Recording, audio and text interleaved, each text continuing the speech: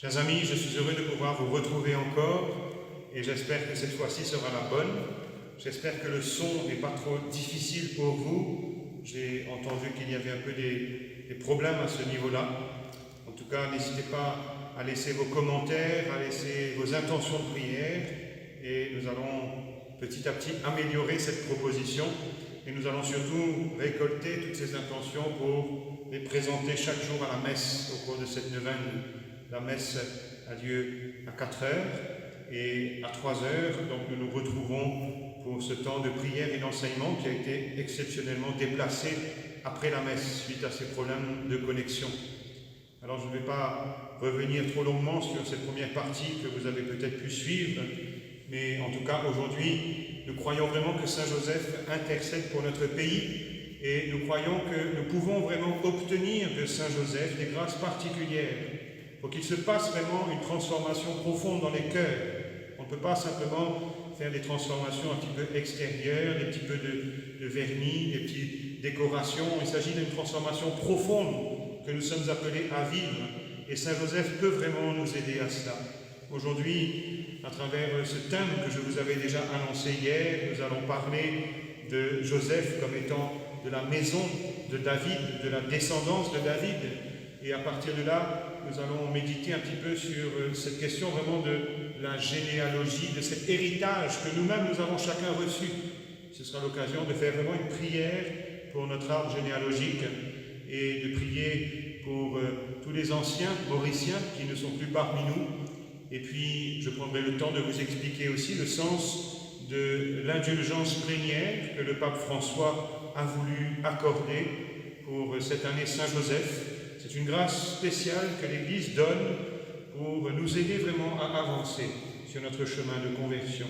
Donc 4 points, et en espérant que je pourrai aller au bout sans être interrompu par des difficultés. Nous allons reprendre un petit chant à l'Esprit Saint pour nous mettre en présence du Seigneur. Je vous propose vraiment de vous-même déconnecter un petit peu les autres appareils peut-être qui sont allumés autour de vous, pas celui sur lequel vous le suivez bien sûr, mais pour faire un peu d'espace et pour que nous puissions être disponibles à accueillir ce que le Seigneur veut nous dire. Au nom du Père, du Fils et du Saint-Esprit. Amen. Esprit Saint, saisis-moi, fais de moi ce que tu voudras, tout mon être s'abandonne entre tes mains. Saisis-moi, Esprit Saint, saisis-moi,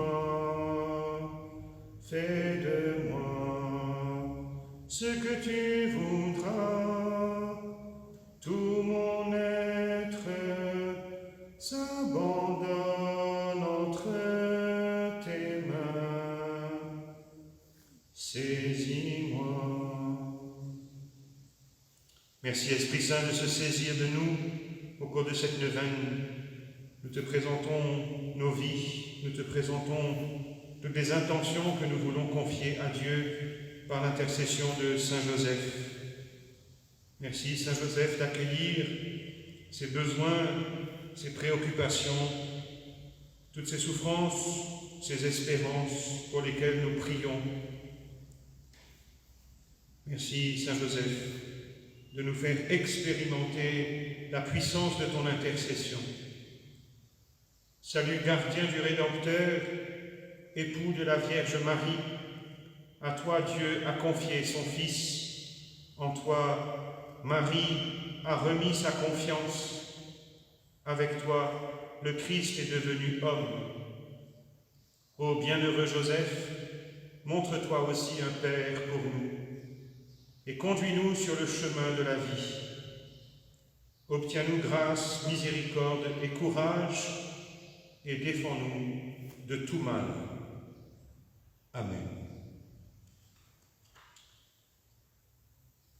C'est le pape Jean XXIII qui témoignait de son attachement à Saint Joseph. Le pape Jean XXIII disait « Saint Joseph, je l'aime beaucoup, à tel point que je ne puis commencer ma journée ni la finir sans que mon premier mot et ma dernière pensée soient pour lui. Mon premier mot et ma dernière pensée soient pour lui. Le pape Jean XXIII qui est aujourd'hui canonisé et qui prie aussi pour que nous puissions nous-mêmes découvrir cette présence de Saint Joseph dans nos vies. Alors, il y a ce thème d'aujourd'hui, et puis nous reprendrons chaque jour un thème différent. De fait, vous avez remarqué, l'Évangile fait référence à Joseph comme étant de la maison et de la descendance de David. Vous pouvez voir par exemple au chapitre 2 de Saint Luc, verset 4. Et ce n'est pas pour rien que cela nous est dit, parce que nous avons cette grande prophétie du prophète Nathan, que nous trouverons au chapitre 7 du deuxième livre de Samuel. Cette prophétie qui annonce qu'il y aura dans la descendance de David celui qui sera le Messie pour Israël. Donc c'est une prophétie qui marque profondément le peuple d'Israël. Ils savent que le Messie qu'ils attendent doit être de la descendance de David. Et de fait, Joseph est de la descendance de David, et en remontant ainsi sa généalogie, comme Matthieu et Luc le font, nous voyons qu'il est vraiment de cette lignée davidique. Alors il va lui-même aller à Bethléem, justement, puisque le texte le dit, il était de la maison et de la descendance de David, de la maison de David. Et vous pouvez relire ce beau texte qui nous amène aussi à Bethléem, au premier livre de Samuel, au chapitre 16, lorsque nous voyons le prophète Samuel qui va dans la maison de Jessé, puisque Dieu lui a dit, c'est là que je vais choisir un roi pour Israël. Alors Samuel arrive, il voit ces grands gaillards qui sont là, ils sont costauds, ce sont des guerriers, et Dieu dit non, voilà, c'est pas lui. Alors finalement tous les fils sont passés, aucun d'eux n'a été choisi. Alors Samuel ne comprend pas, il dit à Jessé, mais comment ça se fait, puisque c'est ici que Dieu a choisi un roi, tu n'as pas encore un garçon. Et alors on avait oublié tellement, on ne faisait même pas attention à lui, c'est le dernier, le plus jeune, le petit David qui était en train de garder le troupeau. C'est un récit qui est magnifique, alors on va le chercher, et il arrive, et c'est lui, on voit le petit, le jeune David qui va recevoir cette onction parmi ses frères, et qui va devenir un grand roi pour Israël. Et cette promesse donc est là toujours. Alors on est très attentif à la lignée de David, à ceux qui sont prétendants à être descendants de David, puisque depuis des siècles il n'y a plus de roi sur Israël. Vous savez que le peuple avait été déporté à Babylone, et que dans cette déportation à Babylone ça avait été catastrophique. Tout était vraiment bousculé, bouleversé, il n'y avait plus de roi, et cette royauté n'avait pas été vraiment remise en place. Et ça crée une sorte de vide pour le peuple d'Israël qui attendait justement un roi, et en plus un roi qui pourrait être vraiment leur Messie. Donc il y a un groupe de personnes qui continuent à entretenir cet attachement à la promesse, et il y a même un groupe de princes héritiers légitimes. Et alors, il y a une hypothèse qui dit que justement, il y avait un petit groupe dans lequel était aussi Joseph qui vivait à côté de Nazareth, cette ville dont on n'entend jamais parler dans l'Ancien Testament. Que peut-il sortir de bon de Nazareth, dira Nathanaël. Et beaucoup de chercheurs ont essayé de faire ce lien à partir de l'archéologie, à partir des recherches, des textes, pour essayer de montrer que vraiment David était prétendant lui-même au trône de David.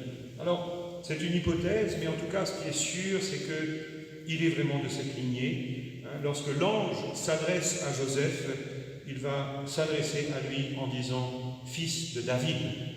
Fils de David.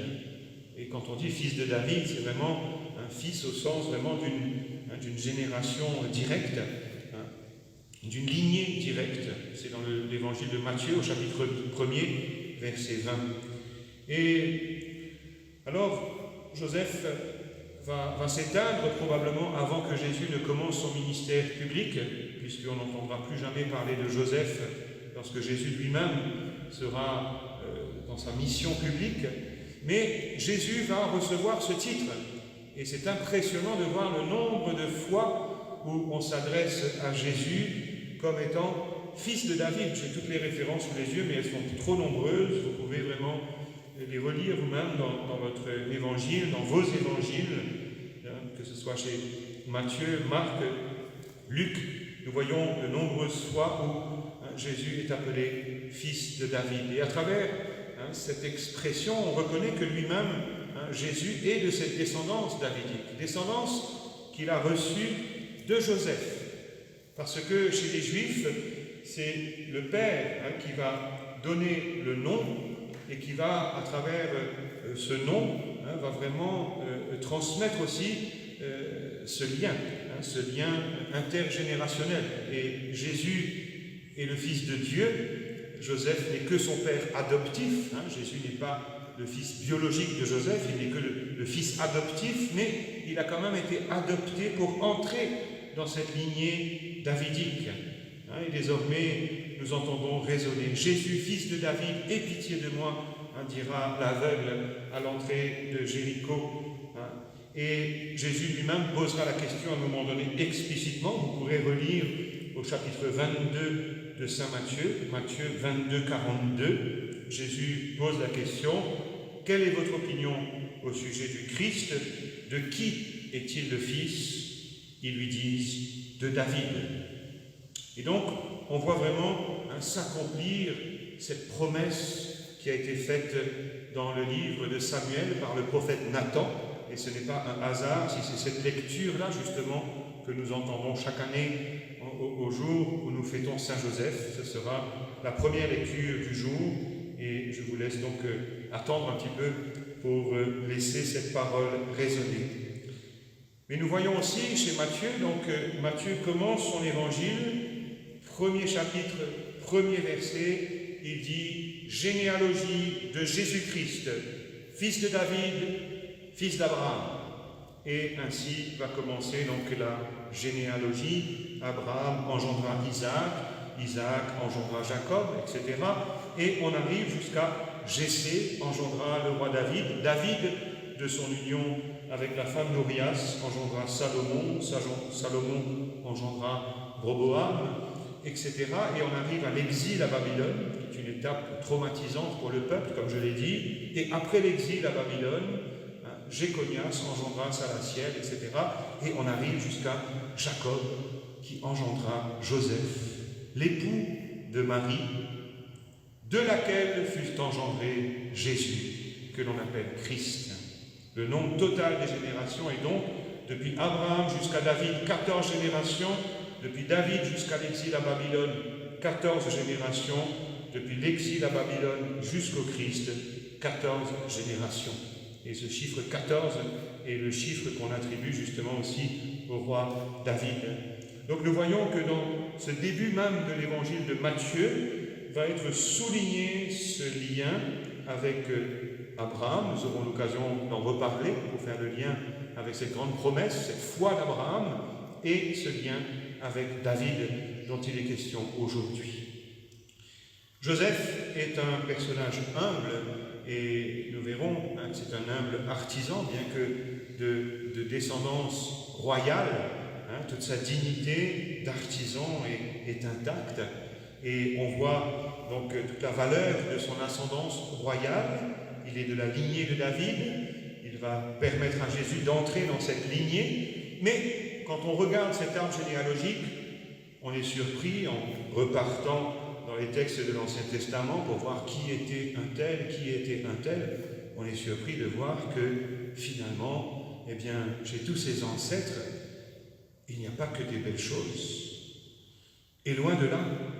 Et cela peut même nous choquer parfois, quand on voit que Salomon, qui est le fils de David et qui est né en plus d'une union illégitime, Salomon va être rejeté par Dieu, Salomon va faire beaucoup de choses qui déplaisent à Dieu, et on regarde, et finalement on voit que, même Abia, le petit-fils de Salomon, David lui-même, le grand David dont on parle, qui a fauté, et cette faute lui sera reprochée, et on pense que c'est à ce moment-là que David, qui a écrit beaucoup de psaumes, écrit le beau psaume 50, Pitié pour moi, mon Dieu, dans ton amour, selon ta grande miséricorde, efface mon péché.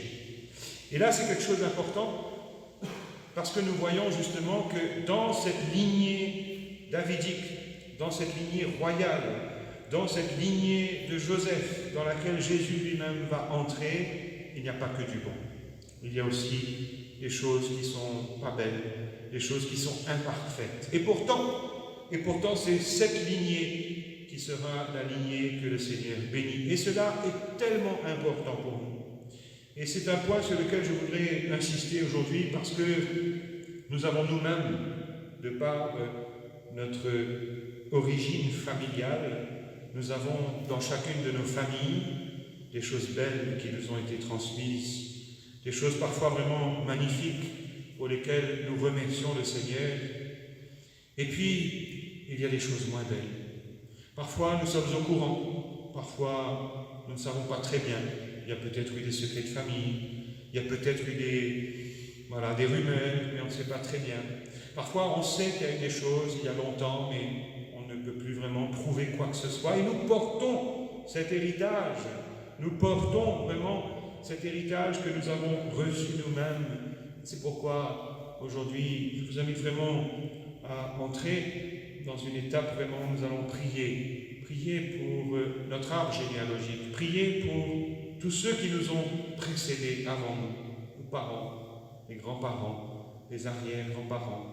Et on peut ainsi remonter loin en arrière, nous ne les connaissons pas tous. Et nous allons nous mettre en présence de Joseph pour lui demander d'intercéder pour nous maintenant, de prier pour que nous puissions, en ce deuxième jour de la neuvaine, vraiment remettre au Seigneur en vérité notre histoire familiale que nous portons dans nos gènes, que nous portons consciemment ou inconsciemment. Seigneur, nous te rendons grâce d'avoir choisi Joseph. Joseph, fils de David, de cette belle lignée davidique, de cette lignée royale, mais aussi de cette descendance marquée par les imperfections, par le péché. Nous te remercions, Saint Joseph, pour ta présence et ta prière pour nous, qui aujourd'hui sommes là, et à travers cette neuvaine, nous voulons confier plus particulièrement notre arbre généalogique.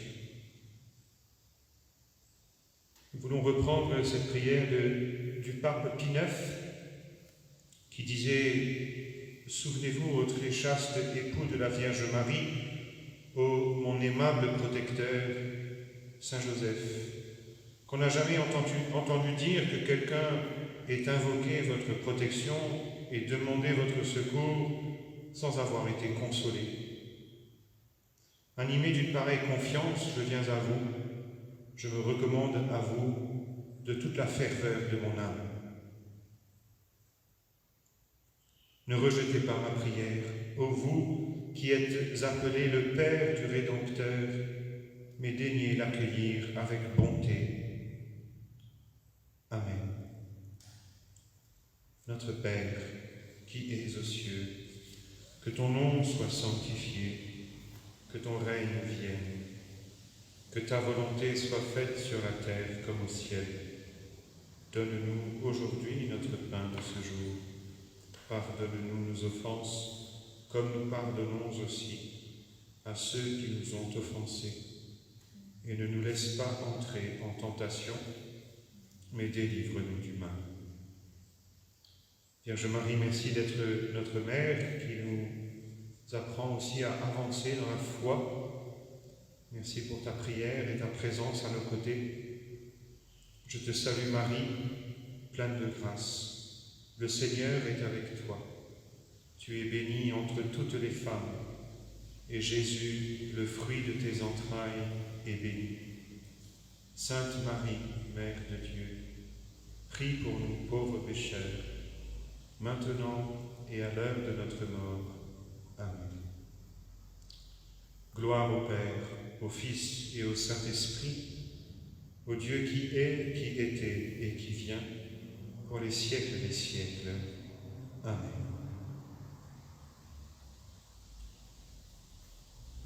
Comme je vous le disais, nous entrons dans cette deuxième partie où je voudrais simplement vous proposer de méditer aussi sur cette dimension en fait qui nous influence tellement plus qu'on ne le croit, qui est la dimension de ce patrimoine que nous avons reçu, cet héritage émotionnel, héritage moral, héritage spirituel. Nous sommes tous porteurs d'un héritage familial que nous avons reçu, personne ne l'a choisi, nous sommes tous issus d'une famille et qui nous a transmis des choses bonnes et des choses moins bonnes. Dans ces choses moins bonnes, il y a même le péché qui peut se transmettre de génération en génération. Dans ces choses bonnes, et nous rendons grâce, il y a eu vraiment des vertus, il y a eu vraiment de la sainteté parfois dans nos familles. Mais précisément, lorsque nous prions pour nos familles, nous prions pour nos ascendants et pour tous ceux qui ne sont plus là, nous prions pour le repos de leur âme et nous demandons à Dieu de nous aider vraiment à garder tout ce qui est bon que nous avons reçu, plus directement de nos parents et parfois de plus haut, et vraiment de nous libérer de tout ce que nous avons reçu qui est contraire à l'Évangile finalement, qui ne nous aide pas à vivre de cette liberté que Dieu veut pour ses enfants. Et d'une certaine manière, nous pouvons dire que nous avons besoin vraiment, chacun de nous, et ce n'est jamais fini, nous avons besoin d'être rééduqués. Il y a des aspects de notre vie qui sont comme mal éduqués parce que, sans que nos parents soient forcément conscients, mais il y a ces manières de penser, ces manières de parler, ces manières de faire qui nous ont parfois un peu abîmés, qui nous ont un peu cabossés, on va dire. Et alors être rééduqué, c'est être capable de retrouver ces bonnes manières d'être, ces bonnes manières de penser, de parler, de regarder, d'agir. Et vraiment, c'est quelque chose que nous allons confier à Saint Joseph aujourd'hui, qu'il nous aide qu'il prie pour nos familles, pour nos ancêtres et pour nos parents, grands-parents, mais pour que cet héritage que nous portons soit purifié, c'est ce que nous lui demandons. Et je vous invite vraiment à réfléchir en vérité sur différents aspects de l'influence qui nous a marqués beaucoup plus qu'on ne le croit. L'influence parfois qui n'est pas que de nos parents, qui est aussi de l'entourage, parce que la famille c'est aussi les personnes que nous pouvons côtoyer, les cousins, les cousines, les oncles et tantes, les grands-parents, les grands-oncles, grandes-tantes, et puis on peut même élargir l'entourage familial. Et finalement, nous avons reçu, et je vous pose simplement des questions, chacun peut faire un petit peu son propre examen de conscience, ou en tout cas sa propre relecture. Évidemment, quand on relit tout cela, on ne peut pas se rappeler de tout, mais il y a des choses qui émergent, et il ne faut pas que nous ayons peur de laisser émerger tout ce qui est imprimé dans notre mémoire, et que Dieu veut peut-être visiter, il veut peut-être guérir, il veut peut-être nous consoler, nous fortifier. En tout cas, il veut agir sur cet héritage. Il y a forcément, dans le contexte dans lequel nous avons grandi, bien des regards sur les autres. Regards, par exemple, sur ceux qui sont riches. Ou alors, pour ceux qui étaient plutôt dans une vie confortable, regards sur les plus pauvres. Et pour nous, Mauriciens, et c'est aujourd'hui la fête de l'indépendance, regards sur l'autre qui est différent, qui n'est pas de la même communauté, qui n'est pas de la même origine, parfois qui n'est pas de la même religion. Et nous savons à quel point ce communalisme a pu aussi marquer beaucoup d'entre nous à cause de cette mentalité qui est là et qui fait partie du package, qui fait partie de l'héritage, comme ça, dans lequel nous allons être immergés. Regard sur les étrangers, sur les mourants, ce rapport à la mort.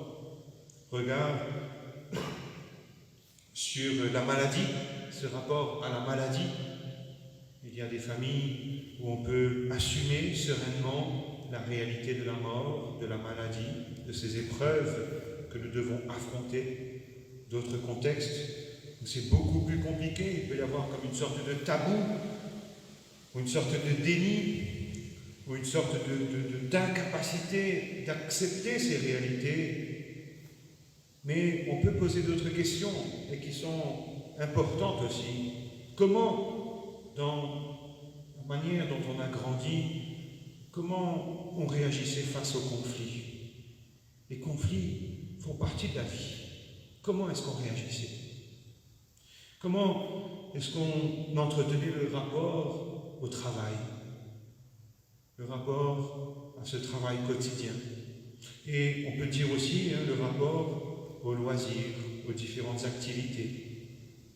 Vous voyez, en posant un petit peu comme ça ces questions, ces jalons, c'est vraiment pour que nous puissions prendre conscience qu'il y a des quantités d'aspects de notre vie, peut-être dans notre manière de faire, dans notre manière de nous comporter. En fait, nous reproduisons un peu des choses que nous avons nous-mêmes reçues sans forcément toujours vivre toutes les remises en question qui sont nécessaires.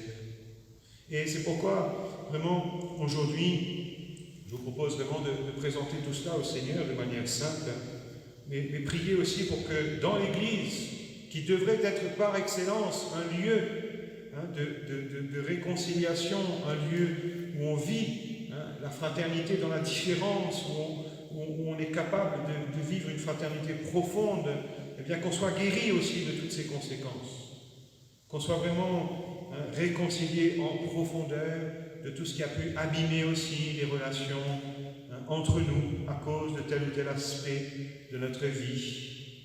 Oui, c'est vraiment quelque chose d'important parce qu'il y a des blessures, il y a des cicatrices et le Seigneur vient rejoindre tout cela dans nos fragilités, il vient nous consoler. Et en même temps, il veut vraiment que nous accueillions en fait cette réalité, peut-être les parties plus sombres de l'histoire de notre famille, que nous n'ayons pas peur vraiment de l'accueillir en vérité pour qu'il puisse la rejoindre et ne pas chercher à la cacher, à l'enfermer, à la voiler. Parfois, on voit des gens qui vont faire des recherches comme ça, généalogiques, mais uniquement pour essayer de prouver qu'il y avait quelqu'un qui était quelqu'un d'important, qui était quelqu'un de très respectable. Et là, parfois, on va chercher dans l'arbre généalogique ce qui fait honneur à la famille.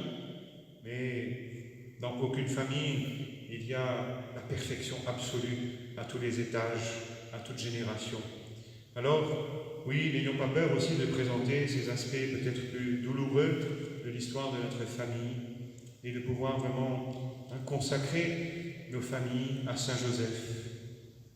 Joseph, toi qui étais gardien de la Sainte Famille, nous te présentons chacune de nos familles, avec leur héritage propre, leur culture propre, et tout ce que nous avons reçu.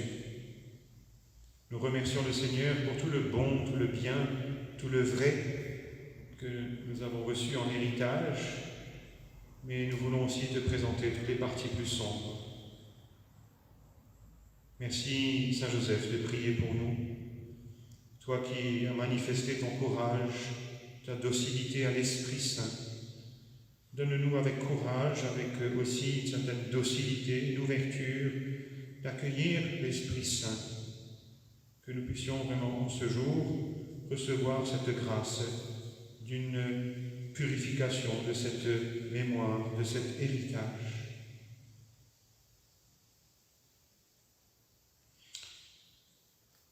Frères et sœurs, c'est cette prière pour l'arbre généalogique que je voudrais faire maintenant. C'est le troisième point que j'avais annoncé. Je dirai ensuite un petit mot sur l'indulgence plénière. Vous voyez dans la suite de ce que je viens de dire, l'importance aussi pour nous de prier pour les anciens de nos familles. C'est une prière que je n'ai pas inventée, c'est une prière qui est connue, reconnue, recommandée. Elle nous vient du Bénin, elle nous vient de l'expérience de l'Église là-bas au Bénin. Et c'est une prière qui est un petit peu longue, mais si vous êtes d'accord, je vous propose simplement de prendre cette prière et je vais la dire à voix haute, vous pouvez la suivre et vraiment nous présentons au Seigneur tous les anciens, que nous les ayons connus ou peut-être pas, mais qu'importe, ils font partie de notre famille et dans la communion des saints, il y a un lien entre eux et nous, il y a ce lien de sang et nous voulons vraiment présenter toutes ces personnes au Seigneur. Alors, vous voyez que quand on prie comme ça pour les défunts, on ne s'adresse jamais directement à eux, puisque cela vraiment on nous demande vraiment de faire attention de ne pas nous adresser directement aux défunts comme pour les invoquer, mais on va prier Dieu pour eux et pour l'héritage qu'ils nous ont laissé. C'est une prière qu'on peut reprendre soi-même à la maison. Alors nous présentons au Seigneur, voilà, tous ceux qui sont décédés, peut-être nous les avons connus, nos parents, papa, maman, les grands-parents, les grands-pères, les grands-mères, les arrière-grands-parents, les parents de nos arrière-grands-parents, et tous ceux qui ont été là avant eux.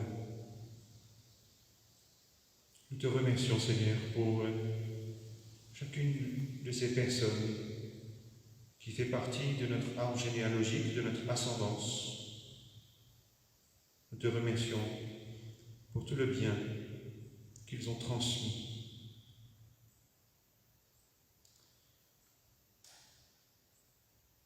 Je commence maintenant cette prière.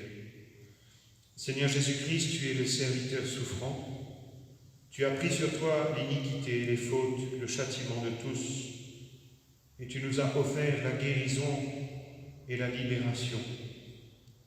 Tu es le juste qui portait le péché des multitudes, comme dit le livre d'Isaïe au chapitre 53, le juste qui intercédait pour les criminels. Et comme le dit la première lettre de Saint Pierre, tu es allé jusqu'à prêcher aux esprits des morts pour les sauver. Seigneur Jésus, nous venons vers toi au nom de tous les membres décédés de nos familles. Accepte chacun de nous comme porte-parole de notre arbre généalogique, comme représentant de tous nos ancêtres, de tous les membres défunts, de toutes les générations qui ne sont pas encore dans ton amour. Daigne les recouvrir de ton sang précieux, que les eaux du baptême refluent sur toutes ces générations passées de chacun de nos arbres généalogiques. Seigneur Jésus, tu nous as réconciliés avec Dieu, le Père des miséricordes et de toute consolation. J'invoque le pardon de ta croix sur eux tous. Nous plantons la croix de Jésus dans toutes les générations qui nous ont précédés. Et nous voulons aussi de tout notre cœur pardonner, bénir tous les ancêtres qui ont peut-être laissé des influences négatives dans notre descendance. Et si nous pensons des choses en particulier, nous pouvons les présenter au Seigneur en silence.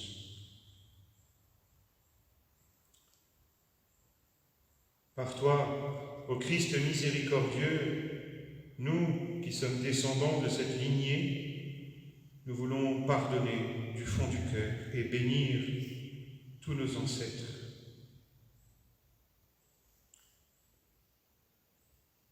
Que personne ne juge, ne critique, ne condamne les ancêtres, quel que soit l'acte ou les actes qu'ils auraient pu commettre durant leur vie terrestre. Que ton pardon, Seigneur, soit victorieux. Merci de nous pardonner nous-mêmes de nos propres péchés, que nous reconnaissons humblement.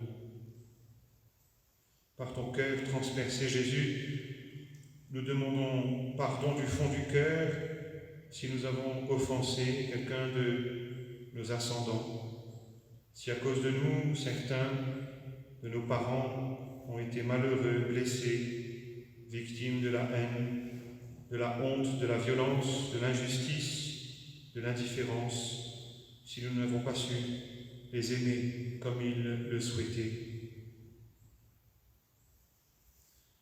Seigneur miséricordieux,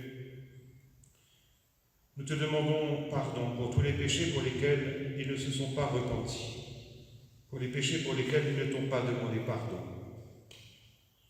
Nous te présentons tout ce qui a pu vraiment affecter profondément notre famille, les meurtres, les injustices, les avortements, les querelles de famille, les querelles liées parfois à des biens matériels, à des propriétés, querelles qui ont pu diviser profondément la famille. Te demandons pardon pour tout ce qu'il y a pu avoir comme perversion morale et aussi pour toute implication dans l'occultisme, le spiritisme, l'ésotérisme, le vaudou, la sorcellerie, le fétichisme. Et nous voulons, Seigneur, renoncer à tout cela. Oui, Seigneur, nous disons aujourd'hui que nous voulons rejeter Satan et toutes ses œuvres maléfiques. Et nous demandons pardon spécialement pour tous ceux de nos anciens qui ont transgressé le premier commandement de Dieu en adorant des faux dieux, des idoles. Et nous voulons nous opposer formellement à toute pratique mauvaise, à toutes les conséquences de ces liens, de ces pratiques. Nous voulons, Seigneur, renoncer aussi à tout ce qui a pu être désordonné dans les mariages de ma famille, de chacune de nos familles. Nous voulons renoncer à toutes ces haines enracinées et qui se sont parfois transmises. Jésus, que ta miséricorde pardonne tous ces péchés, que ton sang précieux lave de toute iniquité, coupe tous ces liens. Par la grâce du sacrement eucharistique du Christ, mort pour chacun de nous, qu'ils soient réconciliés avec les vivants et les morts et qu'ils entrent dans la paix et la communion de ton amour, dans la joie éternelle du Christ ressuscité. Que tous les descendants affectés à cause des désobéissances des anciens, leur révolte, soient délivrés de toute malédiction, guéris et délivrés au nom de Jésus. Nous t'en supplions, Seigneur, ne permets pas que les péchés de nos anciens affligent encore chacune de nos familles. Demandons pardon pour les enfants décédés, pour les morts prématurés, les morts-nés, pour les bébés avortés, les victimes de fausses couches, les grossesses extra-utérines, tous ceux qui ont été blessés, rejetés, négligés. Seigneur, merci de les accueillir dans ton cœur transpercé. Nous te présentons, Seigneur, les morts connus et inconnus de nous dans notre arbre généalogique. Nous te les présentons, nous te les abandonnons avec confiance en ta miséricorde. Nous te remercions, Seigneur, qu'ils fassent l'expérience de ton amour et de ton pardon. Seigneur, merci de sauver tous ceux qui te cherchent. Merci de les conduire aujourd'hui même au paradis. Dans ton royaume, nous te le demandons, toi qui es vivant, ô notre Dieu, et nous te remercions, nous te bénissons, nous te glorifions pour les siècles des siècles. Amen. Frères et sœurs, c'est une démarche que je trouvais bon de faire en ce jour où nous avons le temps, nous sommes confinés, alors il y a parfois des choses qui peuvent remonter, des choses que nous comprenons, d'autres que nous ne comprenons pas. Et avec l'intercession de Saint Joseph, c'est bon de prendre le temps de prier pour les défunts de nos familles. Et vous savez que cette grâce de l'indulgence que l'Église nous propose, elle est non seulement pour nous, c'est-à-dire qu'on peut en bénéficier personnellement, mais nous pouvons aussi demander cette grâce pour les défunts. Et ça peut être aussi pour les défunts de nos familles, justement, peut-être on peut simplement dire pour celui ou celle qui en a le plus besoin. Mais on ne peut pas demander cette grâce de l'indulgence pour une autre personne qui est encore sur la terre, puisque c'est une grâce qui dépend d'abord de notre attitude intérieure, et Dieu seul peut juger cette disposition intérieure. Qu'est-ce que l'indulgence? Pour dire un petit mot sur cette indulgence, puisque nous pouvons vraiment la recevoir en cette année Saint-Joseph, je vais prendre une image qui est parlante, qui est simple, que j'espère vous éclairera. Imaginez que quelqu'un, un jeune, entre chez lui, dans sa maison, et pris d'une certaine colère, d'une rage, d'un désespoir, je ne sais pas, enfin il se met à casser beaucoup de choses dans la maison. Et alors, son papa l'appelle. Son papa l'appelle parce que son papa va lui demander qu'est-ce qui se passe.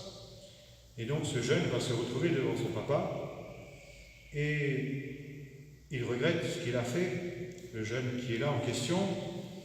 Et à sa grande surprise, son papa ne l'engueule pas, son papa pardonne. Alors ça fait du bien quand on reçoit ce pardon, donc le jeune est soulagé d'avoir été pardonné, mais le papa en même temps va dire à son fils, maintenant tout ce que tu as cassé, tout le désordre que tu as fait, voilà, va réparer, va mettre de l'ordre. Donc le jeune va aller et il va le faire. Ça, c'est ce qui se passe habituellement pour nous. Nous commettons le péché, nous faisons le mal, en pensée, en parole, par action, par omission, et Dieu notre Père est toujours prêt à nous pardonner, toujours. Et ce pardon nous guérit, nous fait du bien, mais il y a toujours des conséquences de nos péchés. Et c'est pourquoi à la confession, le prêtre nous donne ce qu'on appelle une pénitence, qui n'est pas une punition, mais qui est un acte, une prière pour essayer, autant que possible, de réparer le mal qui a pu être fait. Mais il se trouve que ces conséquences de nos péchés sont souvent plus grandes que ce qu'on peut imaginer. Et c'est pourquoi il y a toujours cette partie de notre vie qu'on appelle, dans un terme un petit peu compliqué en théologie, c'est la peine due au péché. C'est-à-dire, c'est finalement ces conséquences qui sont toujours là et que le Seigneur nous invite à réparer autant que possible. Quand nous arrivons vraiment à être en état de grâce, à réparer le mal qui a été fait à travers notre conversion, notre prière, à travers vraiment la charité fraternelle, puisque la parole de Dieu nous dit que cette charité couvre une multitude de péchés. Excusez-moi, j'ai la gorge qui commence à gratter. Donc, il y a cette possibilité pour nous, vraiment, de pouvoir réparer le mal qui a été fait. Et si vraiment nous sommes en état de grâce, en ayant réparé ce mal, alors, au moment de notre mort, nous entrons directement au ciel. Le Seigneur nous accueille dans la gloire du ciel. Mais l'état du purgatoire, puisque le purgatoire existe et que c'est la miséricorde de Dieu qui permet cet état de purification, c'est précisément pour les personnes qui ont été pardonnées. Dieu pardonne, mais qui ont, à cause de leurs péchés, beaucoup de conséquences qui n'ont pas été réparées. Donc cette purification, les conséquences du péché. Alors, l'indulgence, c'est quoi ? L'indulgence, dans l'histoire que j'ai racontée, c'est le papa qui dit à son enfant de réparer, de remettre de l'ordre là où il est passé, et la maman qui rentre et qui dit « T'inquiète pas mon garçon, je m'en occupe ». Et la maman, pour son enfant, va réparer, va remettre de l'ordre. Eh bien, voyez, cette maman, c'est l'Église. L'Église qui a reçu, puisque le Seigneur lui-même a donné à Pierre ce pouvoir des clés. Ce qui sera lié sur la terre sera lié aux cieux, ce que tu auras délié sur la terre sera délié dans les cieux. Donc l'Église, par le successeur de Pierre, a cette possibilité, elle est une mère, notre Église, de donner cette indulgence et de nous permettre de la recevoir si nous accomplissions certaines choses. Et c'est là où je voulais justement vous donner les éléments pour pouvoir nous-mêmes bénéficier de cette indulgence. Cette année, Saint-Joseph, nous pouvons la demander une fois par jour, soit pour nous personnellement, soit pour quelqu'un de décédé. On ne peut pas la demander pour les autres parce que, comme je vais vous le dire, ça dépend aussi de cette disposition intérieure. Mais si nous la demandons pour des défunts, c'est pour des défunts qui sont justement dans cet état de purification et qui, par grâce de Dieu, par grâce donnée par l'Église, ça vous paraît peut-être trop fou, trop beau pour être vrai, mais c'est la réalité de la miséricorde de Dieu et de ce don des indulgences. Vous pouvez reprendre tout ça, évidemment, sur Internet et revoir le texte du pape François, qui nous a donné déjà souvent cette possibilité de bénéficier des indulgences. Donc, il y a cette possibilité pour nous de prier chaque jour, soit pour nous, soit pour une personne décédée qui serait au purgatoire. On ne pourra jamais savoir avec certitude, enfin parfois on imagine quand même, et c'est vraiment pour donner à cette personne. Donc c'est d'abord une disposition intérieure qui consiste à vouloir vraiment rejeter le péché, être vraiment vigilant plus que jamais pour rejeter le péché, qu'il soit en pensée, en parole, par action, par omission. Et il y a toujours 3 conditions pour bénéficier de cette grâce de l'indulgence. D'abord, c'est le fait d'aller se confesser dès que possible. Alors vous direz, maintenant les confinés, qu'est-ce qu'on fait? Donc c'est quand ce sera possible. Quand ce sera possible. Si vraiment c'est votre intention, ne vous inquiétez pas. Parce que c'est lié à ce pardon que nous recevons par la confession et le sacrement de la réconciliation que Dieu a voulu donc se confesser. Communier, donc là aussi c'est pareil, vous ne pouvez pas pour le moment, mais quand ce sera possible, vivre la communion et prier aux intentions du Saint-Père. Prier aux intentions du Saint-Père. Donc ça, ce sont toujours les 3 conditions qui nous sont demandées, quelles que soient les circonstances dans lesquelles l'Église nous donne cette possibilité de recevoir les indulgences plénières. Et après, donc à l'occasion de cette année Saint-Joseph, eh bien, il y a plusieurs choses qui nous sont demandées si nous voulons bénéficier de ces indulgences, soit méditer sur Saint-Joseph, méditer sur Saint-Joseph comme nous le faisons pendant cette retraite. C'est pour ça que je pensais que c'était bon que vous sachiez ce qui est prévu. Deuxièmement, accomplir une œuvre de miséricorde. Alors il y a les œuvres de miséricorde corporelles, donner à manger à ceux qui ont faim, à boire à ceux qui ont soif, habiller ceux qui sont nus, visiter les malades, etc. Mais il y a aussi les œuvres de miséricorde spirituelle, que je vous répète, si ça peut vous inspirer, puisque vous pouvez le faire à distance de là où vous êtes en confinement. Conseiller ceux qui sont dans le doute, enseigner les ignorants, avertir les pécheurs, consoler les affligés, pardonner les offenses, supporter patiemment les personnes ennuyeuses. Ça c'est une médaille spéciale, parce que pendant le confinement c'est peut-être plus difficile. Prier Dieu pour les vivants et les morts. Ce sont les 7 œuvres de miséricorde spirituelle que l'Église vous invite aussi à vivre. Autrement, prier en famille. Donc prier, et là, allez-y, vous avez l'occasion. On est confinés, papa, maman, enfants, ou alors si le couple est sans enfants, soit parce qu'ils viennent de se marier ou qu'ils sont déjà un peu âgés, les enfants ne sont plus dans la maison, priez en famille. L'indulgence plénière sera accordée aux familles ou aux fiancés récitant le chapelet en famille. C'est ce qu'il dit. Autrement, confier son travail, prier Saint-Joseph et en confiant le travail ou la recherche de travail. Je sais que c'est une souffrance pour certains qui cherchent un emploi.